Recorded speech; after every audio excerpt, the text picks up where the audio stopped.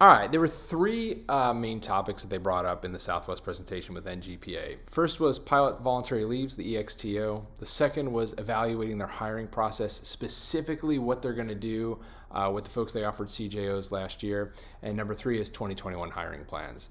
Look, they did talk about diversity and inclusion in a Destination 225 update. We're not going to include that in this because it's a bit outside the scope of the update that we're talking about. In terms of the nitty gritty, there are 9,000 pilots on the Southwest seniority list right now. 2,500 of them, close to 30%, took the voluntary extended leave.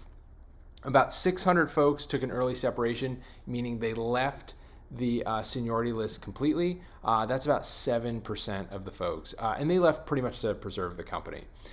Some pilots are starting to return from that extended leave. All 2,500 will be given an opportunity to come back as flying increases before they ever contemplate hiring.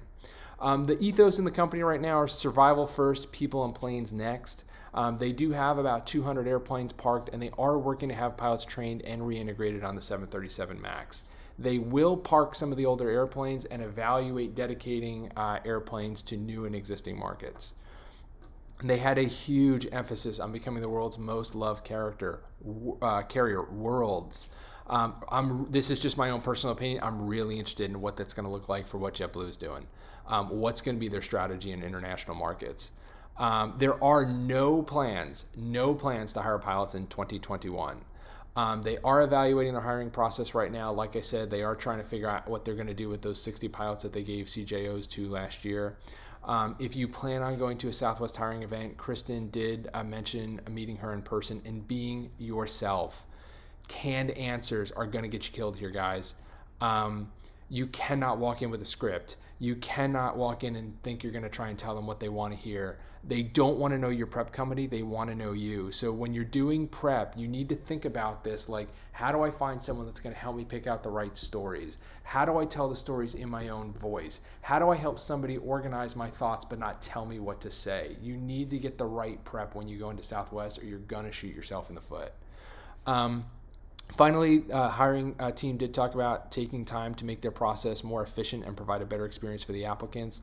Nothing's been implemented so far, so we don't really know what that means. It means they're thinking about it.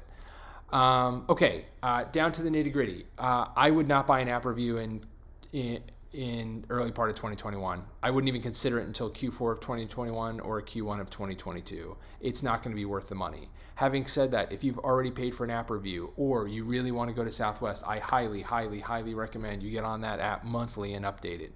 2 reasons.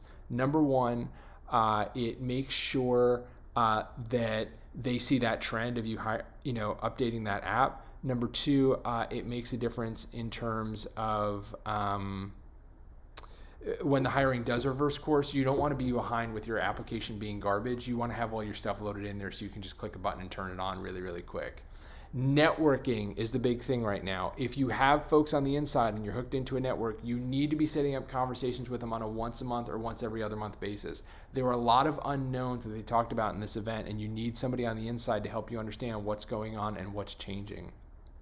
When the hiring machine turns back on and it turns around, it's going to happen quickly.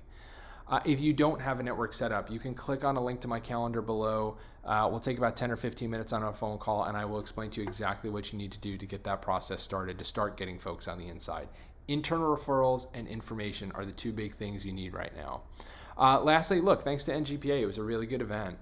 These events are really helpful, and they are super beneficial. If you want a full synopsis, there's a PDF link below. There's a couple more things that they talked about that I'm not mentioning in this video because I'm trying to keep it short and not bore you. So if you want the full details, click on that PDF below. Please feel free to share any of our content with your buddies. That way they can sign up for future of these recaps if they like. If you have the time and you're interested in Delta, I highly recommend you check out NGPA's event on March 10th. If you can't make it or you want a quick recap, you don't want to sit through the full hour, you can click on the Delta recap link below. You'll just send us your email that you want us to send the recap to. And what will happen is 24 to 48 hours after next week's event, what we'll do is same thing. We'll do a video and we will send you a PDF copy.